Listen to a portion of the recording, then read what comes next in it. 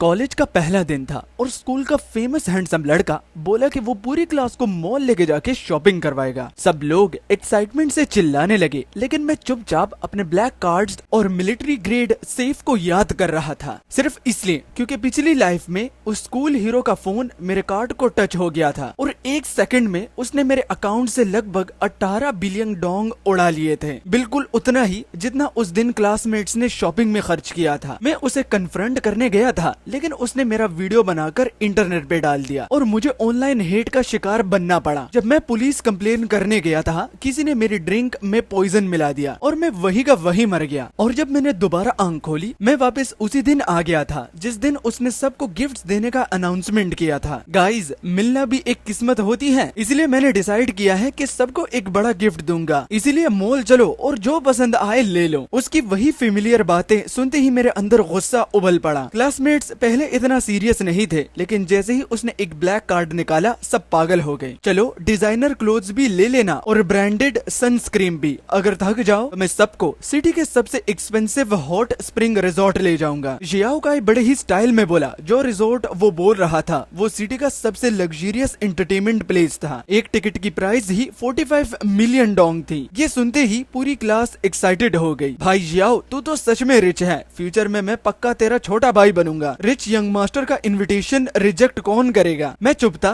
तो जियाओ काई ने मेरी बैक पे जोर से हाथ मारा। शनयी, तू भी आएगा ना? सभी आ रहे हैं, अगर तू नहीं आया तो इंसल्ट समझूंगा। लिन चुआन ने भी मेरा हाथ पकड़ लिया। शनयी, स्कूल में तू अलग रहता था, ठीक है, लेकिन अब यूनिवर्सिटी में है। जियाओ काई दिल से सबको गिफ्ट देना चाहता है, चलना। मैंने बिना एक्सप्रेशन के उसका हाथ हटा दिया और हल्का सा स्माइल किया। जाऊंगा और ऑब्वियसली जाऊंगा। अगर नहीं गया तो जियाओ काई की बेइज्जती वाला फेस कैसे देखूंगा। पिछली बार का बदला, इस बार मैं उससे खून का बदला खून से ही चुकवाऊंगा। दोपहर को मैं घर गया और पेरेंट्स का दिया हुआ असली ब्लैक कार्ड अपने मिलिट्री सेफ ग्रेड में लॉक कर दिया। वो सेफ इतना ज्यादा स्ट्रॉन्ग था कि ग्रेनेड लगने पर भी कुछ नहीं होता। सिर्फ मेरी रेटिना पासवर्ड थी। किसी नॉर्मल इंसान के लिए उसे खोलना इम्पॉसिबल था। सेफ सिक्योर करने के बाद मैंने एक फेक ब्लैक कार्ड बनवाया जो बिल्कुल असली जैसा लग रहा था। फिर उसे अपने पॉकेट में रख लिया। सब प्रिपरेशन कंप्लीट थी, तब तक जियाओ काई मुझे बार बार फोन कर रहा था। चलिए, तू अभी तक क्यों नहीं आया? सब तेरा वेट कर रहे हैं। जियाओ वैन ने भी बोला है अगर तू नहीं आया तो वो तुझसे फ्रेंडशिप तोड़ देगी। उसके मुंह से लिन वैन का नाम सुन के भी मेरे दिल में कोई फीलिंग नहीं आई। हाई स्कूल में मैं उससे 3 साल तक सीक्रेटली प्यार करता था। यूनिवर्सिटी एप्लीकेशन तक उससे सेम प्यार करता था, लेकिन उस लड़की ने कभी हाँ भी नहीं बोली और ना ही कभी ना। उसने मुझे बीच में लटकाया हुआ था। पिछली लाइफ में जब मैंने उसे जियाओ काई को हक करते हुए देखा, तब समझ आया वो रिलेशनशिप नहीं चलाती थी, बस मेरी अटेंशन और इमोशन से वो खेलना चाहती थी। एक्चुअली मेरा मॉल जाने का प्लान नहीं था, लेकिन लिन चुआन जबरदस्ती मुझे खींच कर ले गई और रिजल्ट्स, जियाओ काई ने मुझे डायरेक्टली पीठ में छुरा घोंपा और जो पॉइजन मेरी जान ले गया था वो भी लिन चुआन ने खुद चूज किया था, सिर्फ और सिर्फ जियाओ काई को इम्प्रेस करने के लिए। ऐसे फेक और सेल्फिश लोग मेरे जूतों के लायक भी नहीं थे। फोन के दूसरी साइड से अभी भी आवाज आ रही थी। मैंने बस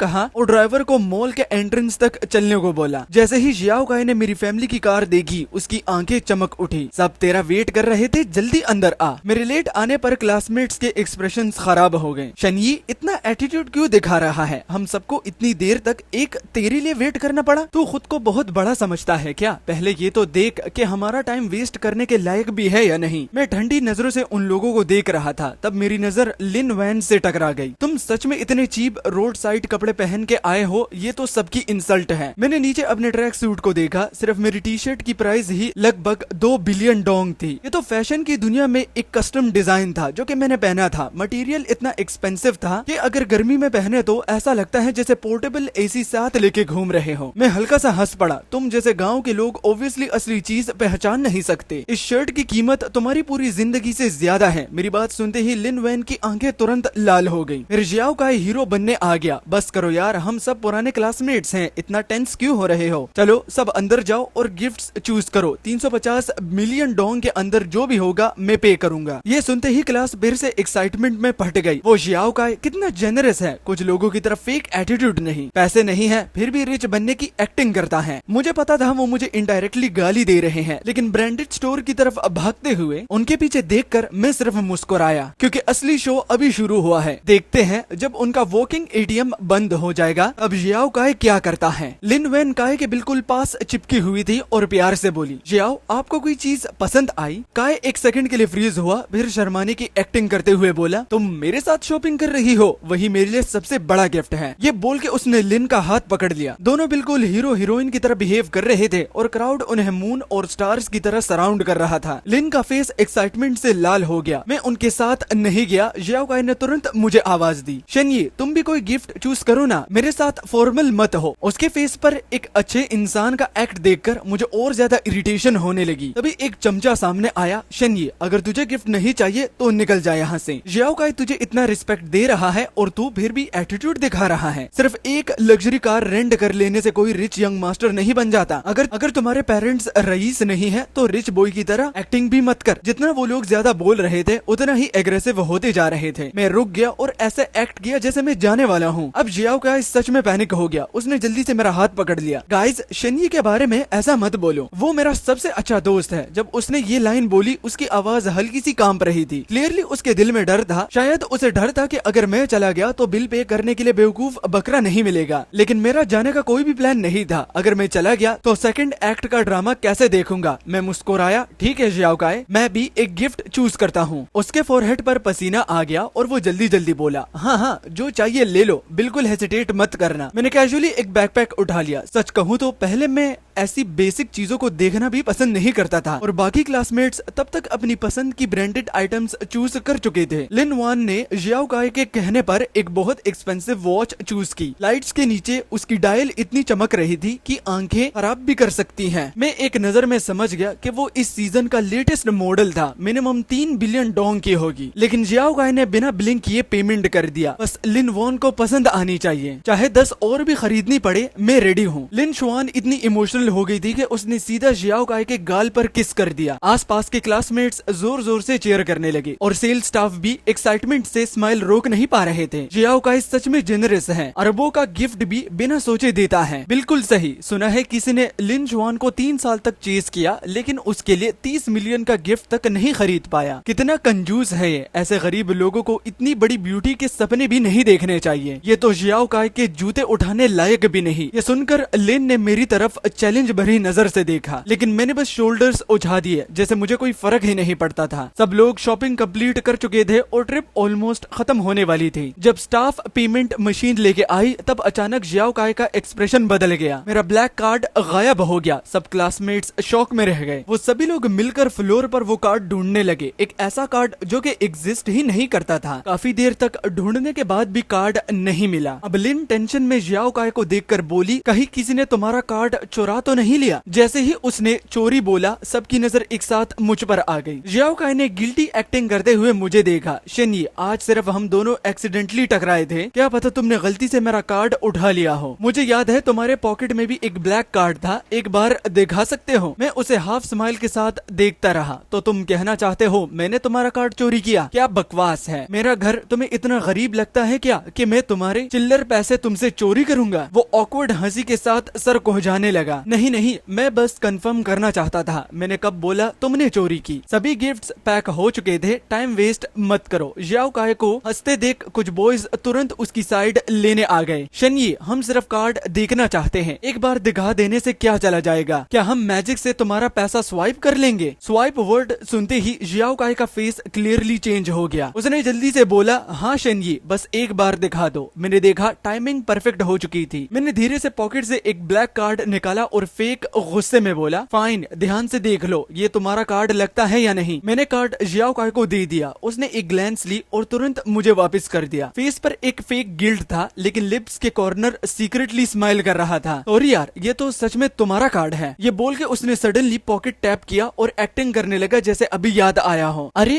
अरे मेरा कार्ड तो यहाँ था। मैं अपनी कोल्ड नजरों से उसका पूरा ड्रामा देख रहा था। जो लोग अभी मुझे एक्यूज कर रहे थे उनके एक्सप्रेशंस ऑकवर्ड हो गए, फिर भी वो लोग चुप नहीं हुए। इसमें इतना एटीट्यूड किस बात का? अगर पहले से ही इतना फेक रिच एक्ट नहीं करता तो कोई सस्पेक्ट भी नहीं करता। अगर उसके पास सच में पैसे होते तो जियाओ काई के गिफ्ट्स क्यों लेता? कितना डिस्कस्टिंग है। क्या पता वो ब्लैक कार्ड भी ऑनलाइन खरीदा हुआ फेक प्रॉप हो। ये बात सुन के मैं अंदर ही अंदर हंस पड़ा। बिल्कुल सही बोला दोस्त, ये कार्ड वैसे भी फेक ही है। अब असली ड्रामा शुरू होने वाला था। मेरे लिप्स ऑटोमेटिकली स्माइल करने लगे। जियाओ काई ने सबको चुप करने का सिग्नल दिया और सब फाइनली शांत हो गए। सबके हाथ ब्रांडेड शॉपिंग शॉपिंग बैग से भरे हुए थे। सेल्स वुमेन स्वीट स्माइल के साथ आई। सर, आपका बिल आज टोटल 21 बिलियन डोंग है। आप हमारे वीआईपी कस्टमर हैं, इसीलिए हमने स्पेशल डिस्काउंट दिया है। आपको सिर्फ 21 बिलियन पे करना होगा। लगता है मेरी रिबर्थ की वजह से बटरफ्लाई इफेक्ट हो गया था। इस बार जियाओ काई ने पिछली लाइफ से भी 3.5 बिलियन ज्यादा उड़ा दिए थे। उसने बिना एक सेकंड सोचे ब्लैक कार्ड निकाला और स्वाइप कर दिया। लिन वैन हल्की सी फ्रोन करने लगी। उसने एक्सपेक्ट नहीं किया था कि जियाओ काई सच में इतना पैसा उड़ा देगा। कार्ड स्वाइप सक्सेसफुल होते ही मैंने नीचे फोन देखा। मेरे अकाउंट से एक भी डिडक्शन मैसेज नहीं आया था। अकाउंट बैलेंस परफेक्टली सेफ दिखा रहा था। दिल को सुकून मिला। सब लोग जियाओ काई की तारीफों में लगे हुए थे। तभी अचानक एक तेज चीख सुनाई दी, बिल्कुल ऐसी चीख जैसे सुअर को काटा जा रहा हो। जियाओ काई फोन को घूरते हुए हिस्टेरिकली चिल्लाया, मेरे अकाउंट में सिर्फ 7,000 डोंग क्यों बचे हैं?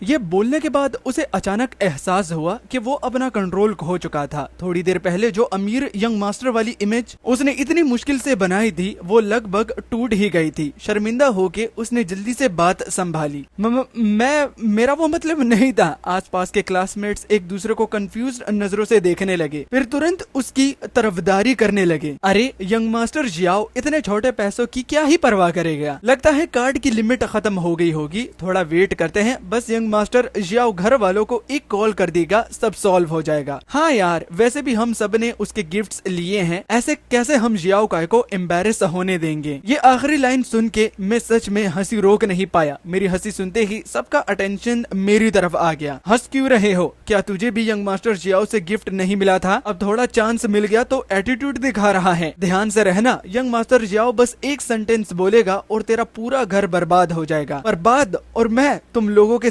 जियाओ फैमिली भी मिल जाए ना, तब भी मेरी घर की सेविंग्स के चिल्लर के बराबर नहीं होंगे। उसी वक्त 1.7 बिलियन युआन गायब होने की वजह से मेरा जियाओ काई के साथ झगड़ा हुआ था। अगर उसने उस टाइम ऑनेस्टली सब एक्सप्लेन कर दिया होता तो शायद मैं उसे कुछ और दिन दे देता पैसे वापस करने के लिए। इतने थोड़े पैसों के लिए दोस्ती तोड़ना वैसे भी बेकार था, लेकिन प्रॉब्लम ये थी कि उसे मेरे सिर्फ पैसे नहीं चाहिए थे, मेरी जान भी चाहिए थी। हाथ में 30 मिलियन युआन वाली वॉच देखकर मेरा मूड अचानक काफी अच्छा हो गया। कौन हिम्मत करेगा यंग मास्टर काय को ऑफेंड करने की? उसे ऑफेंड करना मतलब पूरी क्लास को ऑफेंड करना। कोई उसे बुली करेगा तो सबसे पहले मैं ओपोज करूंगा। ये सब सुन के जियाओ काय का चेहरा और भी खराब हो गया। वो जोर से चिल्लाया, सब लोग चुप हो जाओ। लिन वैन अब वेट नहीं कर पा रही थी। उसने तुरंत डायमंड वाली वॉच अपने हाथ में पहन ली। चमकती हुई वॉच उसके सफेद और पतली कलाई को और भी ज्यादा सुंदर बना रही थी। जियाओ काय, तुमने बोला था ना हमें हॉट स्प्रिंग रिजॉर्ट ले जाओगे? हम कब जा रहे हैं? मैं पर्सनली तुम्हारी मसाज करूंगी ताकि तुम रिलैक्स हो जाओ। बस इतनी सी बात ने काय का मूड दोबारा ठीक कर दिया, लेकिन उसने अभी भी गिव अप नहीं किया था। उसने मेरी पॉकेट की तरफ देखा। शेनये, क्या मैं तुम्हारा कार्ड दोबारा देख सकता हूँ? मैंने बिना झिझक उसे कार्ड दे दिया। वो उसे 1 मिनट तक उल्टा पुल्टा देखता रहा, फिर मजबूरी में वापस कर दिया। ऑब्वियसली उसे कुछ पता नहीं चला। ये कार्ड ओरिजिनल का परफेक्ट कॉपी था। सिर्फ एटीएम से पैसे नहीं निकल सकता था, बाकी सब असली जैसा ही था। जियाओ काई कुछ देर चुप खड़ा रहा, फिर अचानक हंस के बोला, मेरे पेरेंट्स ने अभी पैसे ट्रांसफर कर दिए, चलो सब लोग हॉट स्प्रिंग रिजॉर्ट चलते हैं। सब लोग फिर से एक्साइटमेंट में चीयर करने लगे। तभी मेरा फोन बज गया। नीचे देखा तो इन्वेस्टिगेशन रिजल्ट आ चुका था। जियाओ काई की बैकग्राउंड रिजॉर्ट स्क्रीन पर देखते ही मुझे फिर से हंसी आ गई। मेरी हंसी सुन के उसके चमचे और गुस्सा हो गए। हंस क्या रहा है? तेरी जेब तो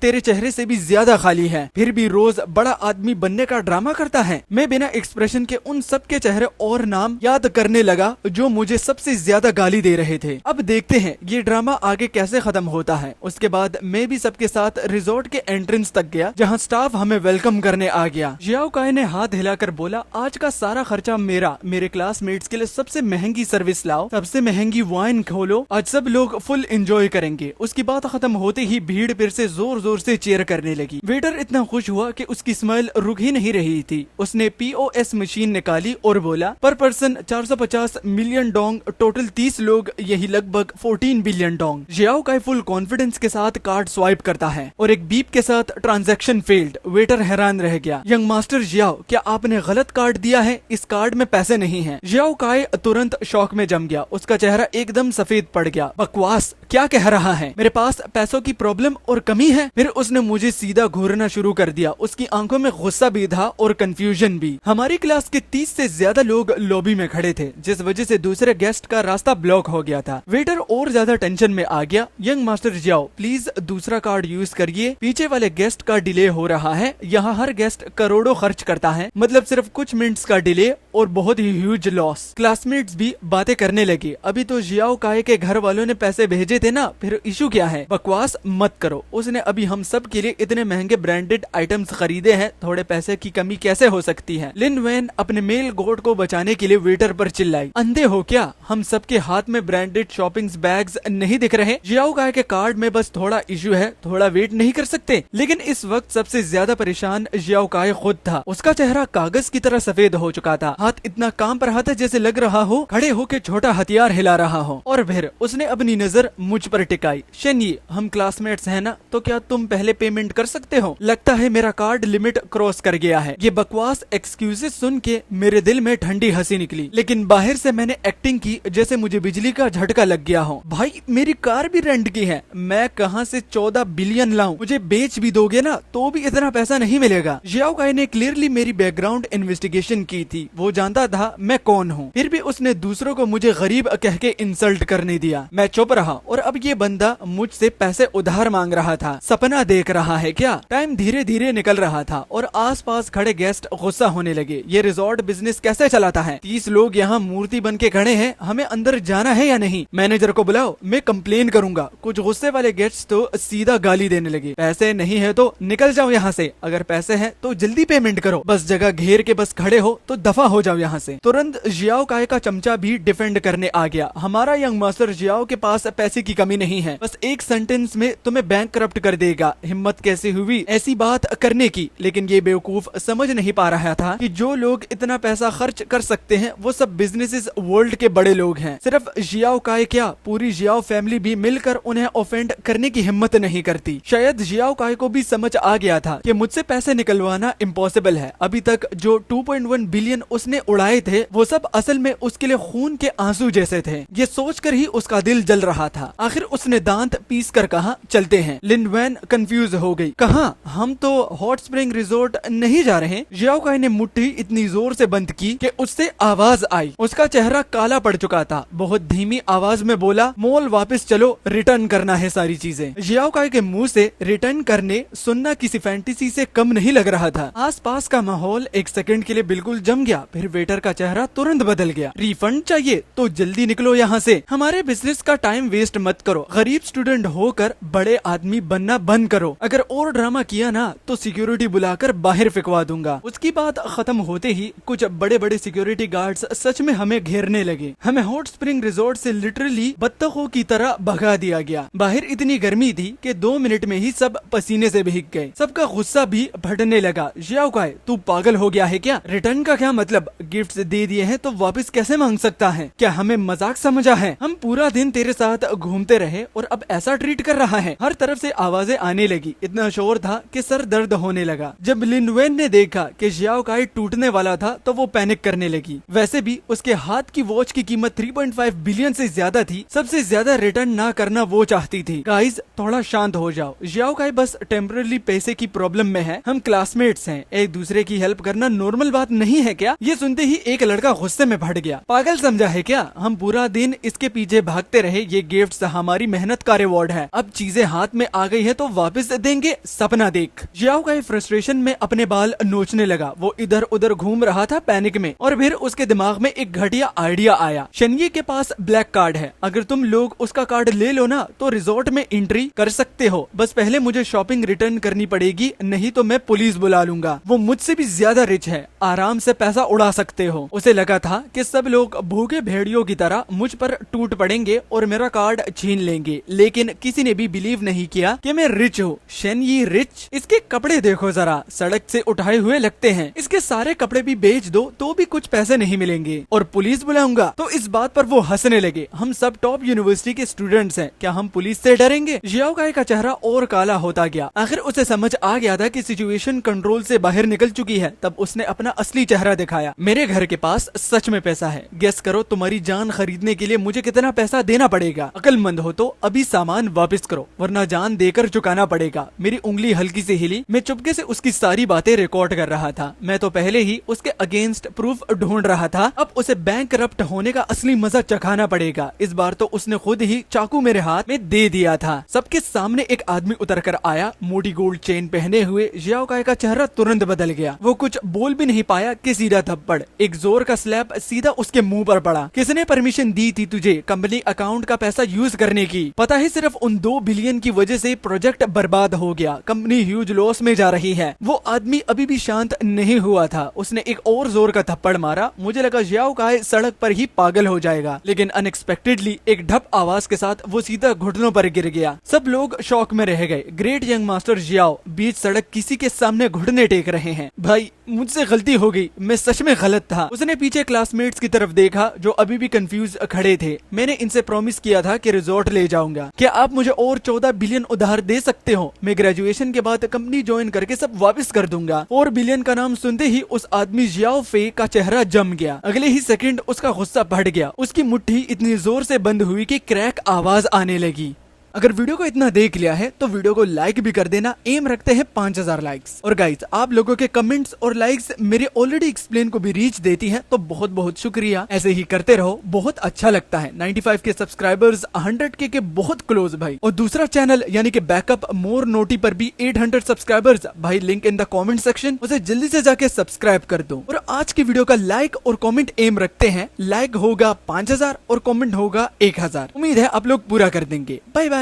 जियाओ फे के माथे की सारी नसें उभर आई थी। तो मतलब वो 2.1 बिलियन तुमने इन लोगों पर उड़ा दिए। जियाओ काई, आज अगर मैंने तुझे मार नहीं डाला ना तो मेरा ये जो जियाओ सरनेम है तो मैं इसे कभी भी यूज नहीं करूंगा। ये बोलते ही उसने जियाओ काई के मुंह पर एक और जोर का पंच मारा और कुछ ही सेकंड्स में जियाओ काई का चेहरा सुअर जैसा सूजा हुआ लगने लगा। नाक से खून बहने लगा। जब उसने देखा कि कुछ लोग भागने की कोशिश कर रहे हैं तो वो और घबरा कर चिल्लाया, भाई ये सब इन लोगों की गलती है। इन्होंने ही मुझे गिफ्ट्स खरीदने के लिए फोर्स किया था। आपको मुझ पर यकीन करना होगा। मैं आपका छोटा भाई हूँ। सामान अभी अभी खरीदा गया है। अगर रिटर्न हो गया तो कंपनी का पैसा वापस आ जाएगा। ये सुनते ही जियाओ फे रुक गया। उसने सब लोगों को एक नजर देखा और ठंडे टोन में अपने गार्ड्स को ऑर्डर दिया, इन सभी के हाथ से ब्रांडेड बैग्स छीन लो, सब गाड़ी के ट्रक में डालो और रिटर्न करने ले जाओ। लेकिन उसने इंसान की लालच को अंडर एस्टिमेट कर दिया था। उसकी बात खत्म होते ही सब लोग जान बचा के भागने लगे। गार्ड्स ने पीछा किया लेकिन रात बहुत अंधेरी थी। सिर्फ कुछ अनलकी लोग ही पकड़े गए। लिन वैन नहीं भागी, वो वही खड़ी रही, फुल इमोशनल एक्टिंग कर रही थी। मैं वॉच वापस कर सकती हूँ। मैं जियाओ काई के साथ सिर्फ पैसे के लिए नहीं हूँ। मैं साइड में खड़ा सब देख रहा था। मुझे सब समझ आ रहा था। वो सोच रही थी कि चाहे जियाओ काई गिर भी गया हो फिर भी वो एक रिच फैमिली का लड़का है। अगर उससे चिपक कर रहेगी तो फ्यूचर में पैसे की कमी नहीं होगी। चाहे अभी 3 बिलियन का लॉस हो जाए, शादी के बाद सब रिकवर हो जाएगा। लेकिन जियाओ फे कोई आम आदमी नहीं था। एक नजर में उसने उसकी असली सोच समझ ली। जियाओ काई को रोते हुए लिन वैन से चिपकते देखकर वो ठंडी आवाज में बोला, तुम जैसी गरीब लड़की भी खुद को वर्दी समझती है। लिन वैन एक कदम पीछे हट गई।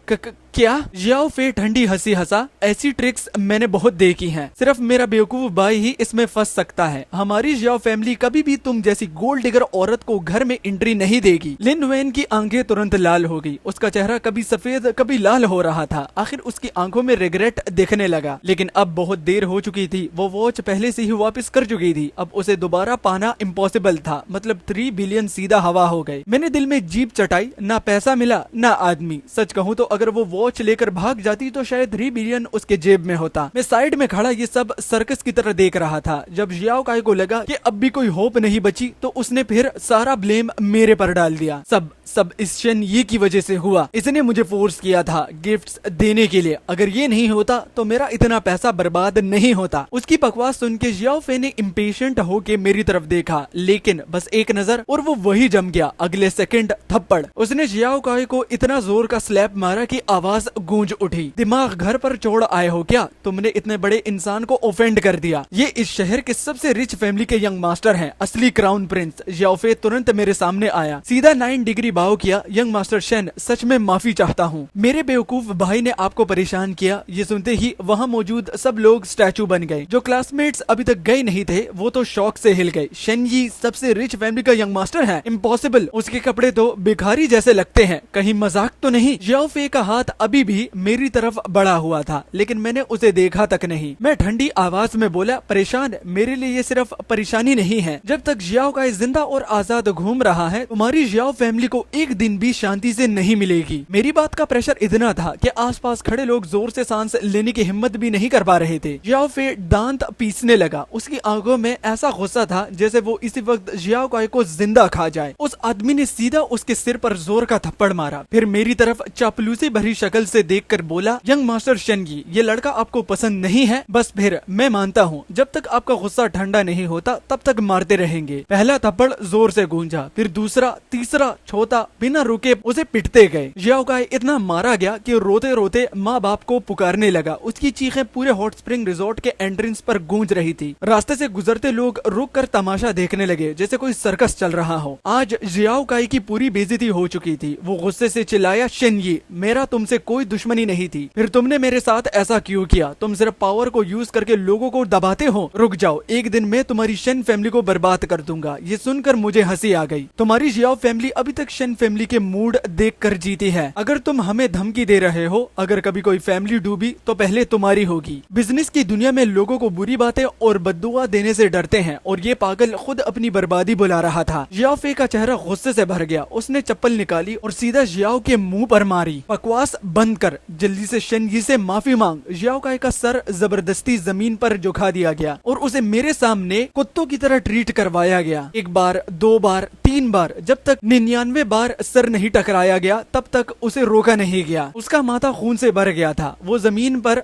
मरे हुए कुत्ते की तरह पड़ा था। सांस मुश्किल से चल रही थी। रोते हुए बोला, सॉरी शेनयी, गलती हो गई। मैंने उसकी थोड़ी को पैर से ऊपर उठाया और मुस्कुरा कर पूछा, अच्छा बताओ फिर गलती क्या थी तुम्हारी? जियाओ काई इतने गुस्से में था कि आंखें उलट गई और वो वही बेहोश हो गया। उसे एम्बुलेंस में उठाकर ले गए और फिर जियाओ फे मेरी तरफ आकर झुक कर बोला, शेनयी, क्यों ना मैं आपको आपके क्लासमेट्स को रिजॉर्ट में रिलैक्स करवा दूं? इसको एक सॉरी ट्रीटमेंट समझ लीजिए। मैंने उसे घिन भरी नजरों से देखा। तुम लोग भी डिजर्व करते हो मेरे साथ खड़े रहना। बाकी क्लासमेट्स का डर से बुरा हाल था। किसी की हिम्मत नहीं थी वो भी जोर से सांस लेने की। जियाओ काई का हाल सबके सामने था। अब सबको असली डर समझ आ गया था। सिर्फ लिन युआन शेमलेसली मेरे पास आई। उसका चेहरा लाल था, शर्म से या एक्साइटमेंट से पता नहीं। वो धीरे से बोली, शेनयी, तुम सच में रिचेस्ट फैमिली के यंग मास्टर हो? पहले मैं अंधी थी। जियाओ काई की वजह से तुम्हारे साथ इतना बुरा बिहेव किया, गलती थी मेरी। ये कहकर उसने सर उठाया, आंखों में फेक आंसू भर के, क्या तुम मुझे एक और चांस दे सकते हो? क्या हम पहले की तरह फ्रेंड्स बन सकते हैं? उसकी ये नौकरानी जैसी एक्टिंग देखकर मुझे उल्टी आने लगी। जब मैं उसे दिल से ट्रीट करता था तब उसने कभी मेरी तरफ देखा तक नहीं। मुझे लगता था वो क्लासी और सेल्फ रिस्पेक्ट वाली लड़की है, लेकिन असल में वो तो सिर्फ पैसों की भूखी निकली। अब मुझे खुशी हो रही थी कि स्कूल टाइम में मैंने अपनी असली आइडेंटिटी को किसी को नहीं बताया, वरना मैं कभी शायद लिन युआन का असली चेहरा देख ही नहीं पाता। तभी एक और सुपर कार आ रुकी, शेन फैमिली की कार। मैंने लिन युआन को साइड में धक्का दिया और ठंडी हंसी के साथ बोला, मेरे साथ फ्रेंडशिप करनी है, पहले जाकर शीशे में अपना चेहरा देख, फिर डिसाइड करना कि तुम उसके लायक भी हो या नहीं। तुम जैसे कचरे को टच करना भी मुझे गंदा लगता है। कुछ दिन बाद मिलिट्री ट्रेनिंग खत्म हो गई। मैं उसी रात हॉस्टल छोड़कर निकल गया। मैं बस नॉर्मल कॉलेज लाइफ एंजॉय करना चाहता था, लेकिन जियाओ काई जैसे पागल इंसान से टकरा गया। अब हाल ये था कि पानी पीते वक्त भी डर लगता था कि कहीं कोई जहर ना मिला दे। जब मेरे पेरेंट्स को ये सब पता चला, मेरी माँ ने सीधा हाथ हिलाकर कहा, स्कूल के पास सबसे महंगी विला खरीदो, पैसे मेरे लिए सिर्फ नंबर्स हैं। मैंने सोचा था ये मैटर खत्म हो गया, लेकिन कुछ दिन बाद जियाओ फैमिली जियाओ काई को लेकर मेरे पुराने घर आ पहुंची। सिर्फ कुछ हफ्तों में उसका हाल इतना खराब हो चुका था कि पहचानना मुश्किल था। वो बहुत पतला हो गया था, हाथ पैर पर स्कार भरे हुए थे, चेहरा सूख कर अंदर चला गया था। पहली वाली एरोगेंस का नाम भी नहीं था। जैसे ही उसने मुझे देखा, उसके घुटने तुरंत जमीन पर गिर गए। शेनयी, पहली मेरी गलती थी, आप चाहे मार लो या गाली दो, सब मंजूर है। अगर आपने मुझे माफ नहीं किया तो जियाओ फैमिली मुझे घर से निकाल देगी। ये कहकर उसने जोर जोर से 3 बार सर जमीन पर मारा। सिर्फ 3 बार में ही उसके माथे का पुराना जख्म फिर से खुल गया, खून टपकने लगा। मैं बस आंखों से सिग्नल दिया, सर्वेंट्स ने तुरंत फ्लोर साफ कर दिया। मैं सोफा पर आराम से बैठा हुआ था और ठंडे लहजे में बोला, 10 बार और जमीन पर मारो, फिर सोचूंगा। जियाओ ने मुझे जहर भरी नजर से देखा, लेकिन दांत बिंच कर फिर से 10 बार सर मारा। अब तो ठीक है ना? उसने उम्मीद भरी शक्ल से पूछा। उसे लगा शायद मेरा दिल पिघल गया होगा। उसके चेहरे पर हल्की सी स्माइल भी आ गई, लेकिन उसी पल मेरे होंठों पर ठंडी सी सी स्मर्क आ गई। मैंने सिर्फ कहा था कि मैं कंसिडर करूंगा, लेकिन मैंने कब कहा था कि मैं तुम जैसे इंसान को सच में माफ कर दूंगा। जियाओ काई वही जम गया। वो जमीन पर बैठा बिल्कुल बेवकूफ लग रहा था। मैं मुड़कर गेट की तरफ चल दिया, लेकिन जैसे ही मैं बाहर पहुंचने वाला था, पीछे से अचानक हलचल की आवाज आई। उसके तुरंत बाद चाकू जमीन पर गिरने की आवाज सुनाई दी। जियाओ काई सच में मुझे चाकू मार कर मारना चाहता था, लेकिन मेरी सिक्योरिटी कोई आम लोग नहीं थी। उन्होंने पहले ही उसकी हरकत नोटिस कर ली थी। वो मेरा एक बाल तक नहीं छुपाया, उल्टा खुद ही बर्बाद हो गया। मैंने उस दिन का पूरा असैसिनेशन अटेम्प्ट का वीडियो और उसकी धमकी भरी रिकॉर्डिंग सीधा पुलिस को दे दी। जियाओ पर अटेम्प्ट मर्डर का केस लगा और सीधा उसे 15 साल की जेल होगी। जियाओ फैमिली को लगा उसने उसकी इज्जत मिट्टी में मिला दी है, इसलिए उन लोगों ने पब्लिकली अनाउंस कर दिया कि अब जियाओ काय का जियाओ फैमिली से कोई लेना देना नहीं है। आज के बाद जियाओ फैमिली का 1 रुपये की प्रॉपर्टी भी उससे नहीं मिलेगी। उसकी बाकी जिंदगी बस गरीबी और स्लम्स में सड़ने वाली थी। लेकिन यही तो मैं चाहता था। ये सब मेरा बिछाया हुआ ट्रैप था। सिर्फ उसे मार लेना या थोड़ा दर्द देना मेरे गुस्से के लिए काफी नहीं था। मैं चाहता था उसकी पूरी जिंदगी बर्बाद हो जाए, तभी मेरे दिल का बदला पूरा होगा।